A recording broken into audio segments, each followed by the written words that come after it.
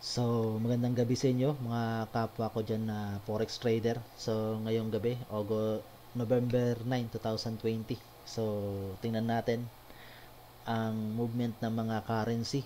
So, ngayong araw guys, ay ngayong oras, so 8:40 ng gabi. So, malapit na mag-open yung US market, mga 9:30. So, tingnan natin yung movement ng US market, yung indexes sa US. So, unahin natin yung US 500. So, ngayon, mapapansin nyo dito, medyo nagkaroon ng tinatawag na abrupt na pagtaas. So, sa ating Bollinger Band na ginagamit. At itong alligator band natin, so mapapansin nyo, so nasa taas yung tinatawag natin na lips. So, nasa gitna yung teeth at yung dito, jaw. So, nasa ilalim. So, mga possible, ito na tinatawag natin. Kung gumagamit tayo ng simple moving average, so ito ang tinatawag na alignment of the star. So, yung fasting moving average na pinaka-fasting moving average is nasa taas ng dalawang slow moving average, at yung neutral na moving average, yung tinatawag natin na referee, is nasa gitna. So, ibig sabihin naka-alignment of the star yan. So, possible nasa taas talaga yung movement ng value or price kung sa stock market ka. Pero ngayon guys, 15 minutes tayo. So, may possible na pullback ang nakikita natin dito sa ating indexes sa US 500. So, ikuha lang natin tong indicator. So, palitan natin ng isang indicator na possible na mapapansin natin yung trend na ginagamit natin. So, isa sa mga indicator na yan is tinatawag natin na ADX or Average Directional Index. So, tingnan natin guys kung ano yung movement ng kanyang indicator. So, dito, yung ADX guys, mapapansin nyo. So ito guys, naka time frame tayo. Itong separator na to guys, itong mga linya na to na nakikita nyo na dot, parang dash line na kasi ito yung day. Ito ngayong araw guys, Mondays is November 9. So ito nung nakaraan November 6 to. So last Friday. So ito ngayong araw. So yung last ang tingnan natin guys sa movement. So medyo abrupt yung pagtaas nito guys. So it means may tendency na magkaroon ng pullback. Pero ang nakikita nga natin dito, ditong stochastic niya rin. So nasa baba yung simple yung slow trend line natin ng fasting, yung fasting trend line pa natin is nababa ng slow trend line. So may possible na magpo-pullback.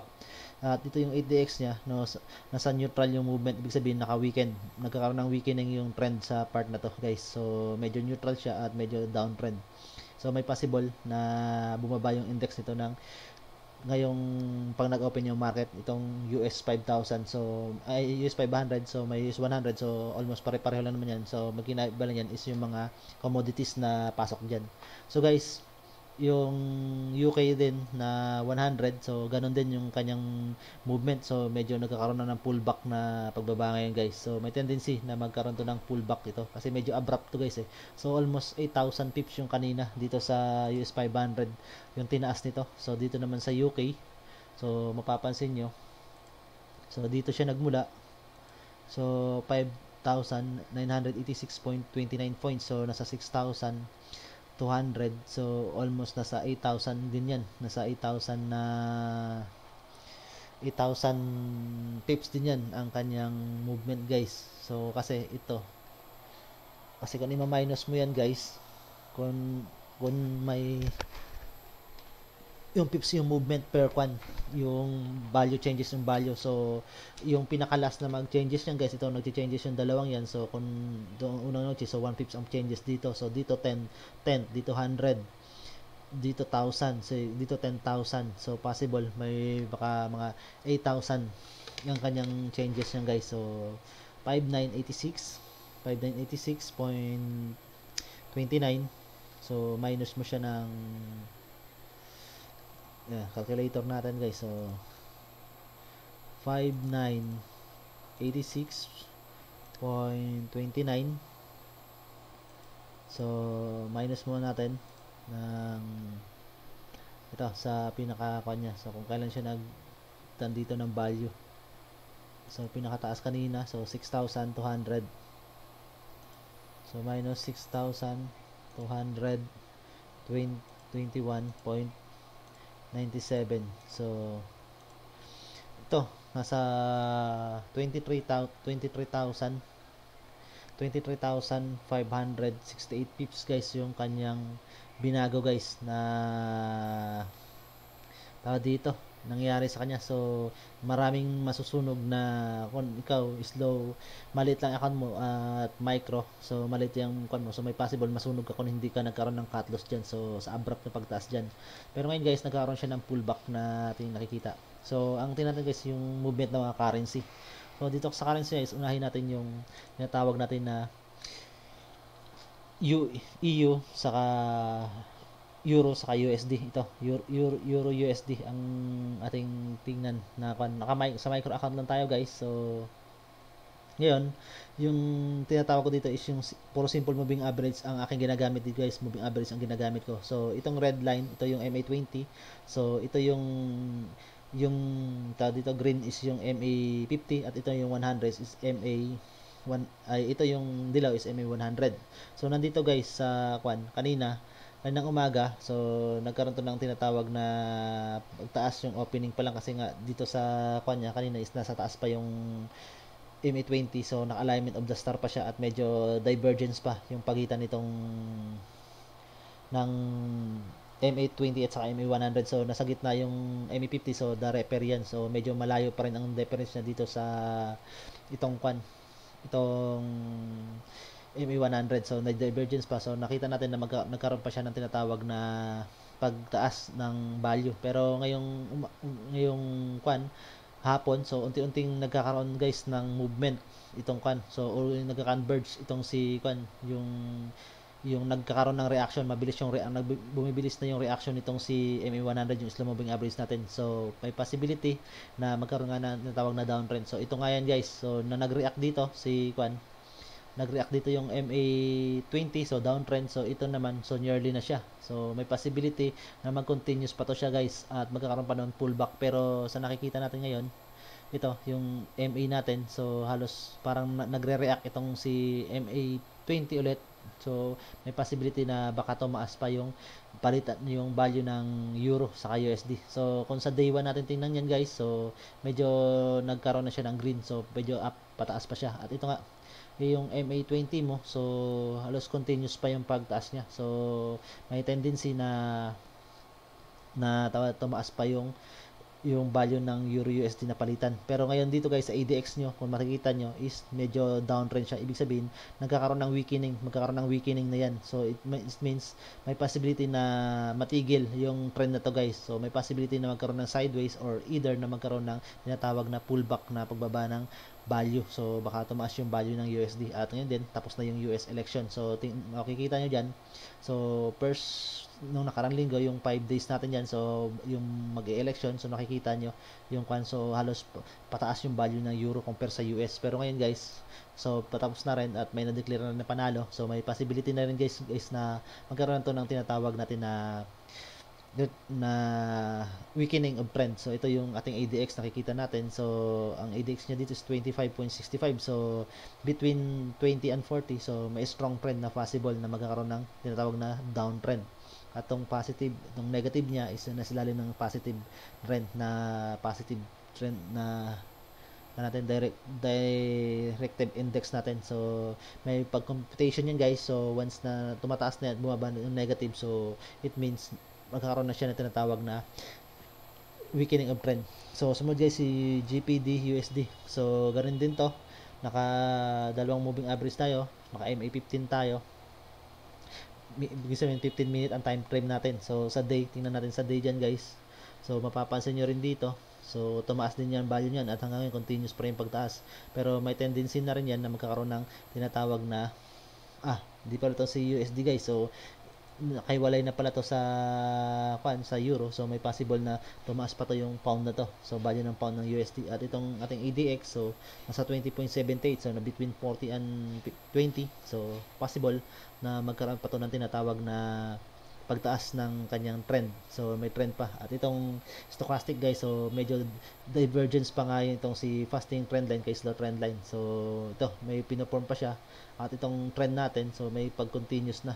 Pero ang natin guys, so nagre-react itong itong referee natin na down at itong nag-up itong ating slow moving average na MA100. So may possibility na baka mag-pullback din sa this coming week. So pero ngayong araw, so Monday, so unti-unti na nagkakaroon ng pullback guys. So nakikita natin dito guys, so separator, ito ulit yung separator natin araw. So ito yung November 9 na na kanya na value candle o price candle. Kung sa stock market tayo, price candle ang tawag dito, or Japanese candle pala, common na tawag natin Japanese candle. So may walang mga trend ito guys, nabuo lang kanina is yung trend to, pero nagkaroon ng weakening ng trend dyan sa part 9. Ito nagkaroon dito ng tinatawag na guys, contain strong trend na possible. So between 15 and so hanggang sa umangat hanggang sa umabot ng 31. So strong trend ang nangyari. So strong trend na down trend. So ay straightening of trend. Pag ibig sabihin pala ng ADX guys na pataas, tumataas yung ADX mo. So pataas yung graph niya. So ibig sabihin may straightening of trend. So either na continuous na pagbaba or continuous na pagtaas. So pag ito naman, pagbaba naman ito guys, ibig sabihin weakening of trend. Ibig sabihin yung trend na na-form na una dito ay sa ibig sabihin nun, magkakaroon ng reversal. So ito ang nangyari. So nagkaroon ng reversal siya. Then ngayon, ibig sabihin nagkakaroon din siya ng weakening. So kanina, continuous tong uptrend guys nangyari dito. So ngayon, may pagbaba ulit yung ating EDX. So nasa 16.09. So medyo strong ang trend na may perform, at ito na weakening ang kanyang binibigay. So pa-down yung kanyang graph. So yun ang ating masasabi dito kay VP USD, so pound at US dollar. So sumunod guys is yung US Canadian dollar natin natin. So ngayong araw MA15 tayo. So gamit natin diyan dito ng Bollinger Band. So medyo guys, downtrend at possible may continuation of trend to, kasi ito medyo diverges itong natin, yung alligator band natin. Possible trend may continuation. Highlights na natin to yung ating ADX. So medyo itaas natin yung kulay niyan. So okay, so highlights natin guys. So medyo may pagtaas siya, ibig sabihin straightening of trend. So ibig sabihin may continuation na pagbaba to guys, yung ating USD Canadian. So ibig sabihin may yung value ng US, may palakas na value ng Canadian dollar. So yun ang ating nakikita dito guys sa USD. So Australian USD naman, ang tingnan natin guys ay diba?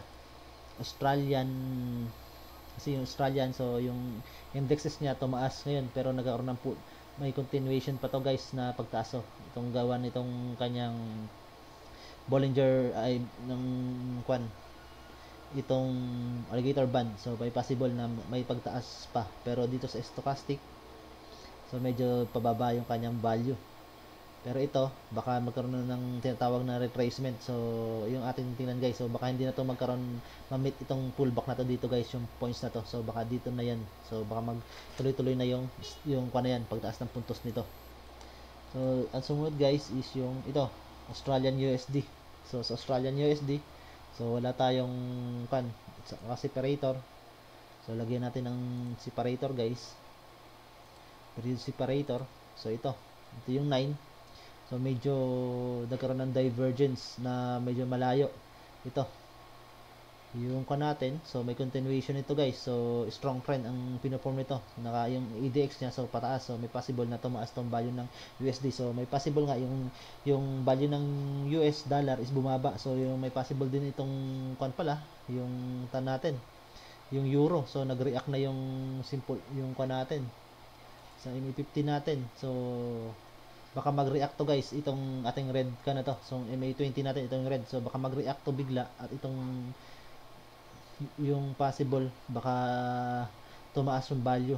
So yun natin tingnan guys sa yung euro, kasi yung tatlong against sa US. So medyo dito tumataas. Itong Canadian ay yung US bumaba dito compare sa Canadian. So ito naman yung GPD natin. So nagkakaroon naman to ng weakening. Nagkakaroon nga ng weakening to dito.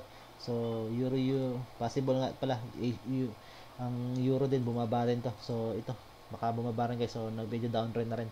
So yun ating nare-review ngayon yung kwan guys. So possible bukas mapapansin natin baka medyo mababa na to guys. Magkaroon ng pullback itong kwan ulit. Yung tinatawag natin na palitan ng dalawang ito. So yung strong resistance na ilalagay natin dito sa kwan is itong part na to. So itong dalawang beses na tumama sa part na to. Pero ito, binaba niya. So, nakahag pa naman yung candle. So, may possibility. Ito yung strong resistance natin sa 1.18916. So, yun ang resistance natin. So, possible pag ang support natin dito. So, ito, possible na yung support natin. Itong part na to. So, maglagay tayo ng support. So, may possible nga na support. So, ito, yung support natin guys. So, red natin yung support. So, ito guys, ang magiging support natin. So, pag bumaba sa 1.18726, so may possible na baka bumaba to. Pero yun, may continuation guys. So, itong resistance natin. So, kung sunod na candle dyan is mas mataas. So, may possible na tumaas itong USD. Pero, naglalaro pa rin naman siya. Nandito pa siya. At hindi pa nagkakaroon ng reaction itong fasting trend line natin na simple moving average. So, yun natin masasabi dito guys sa euro at saka sa US USD. So, GPD, so baka may pullback. So, ganun din ang euro. So, ngayon nagkakaroon na ng pullback itong USD din. So, tumataas yung value ng Canadian. Pero yung US ay yung kanina guys is Australian US and Australian dollar US. So, pumakas yung value ng Australian. So, sa day, so may continuation guys sa day guys. So baka may possible na continuation ng day. So ito yung kasi yung kanya, yung tadi itong alligator niya. So medyo walang reaction itong ating Joe. So itong Joe walang reaction. So nasa taas yung lips. So may possible na may possible pa na tumaas ang kanyang value nito ng USD. So in the coming day or possible this coming hour. So yun ating masasabi guys sa mga currency na to. So guys, yun na lamang ating masasabi.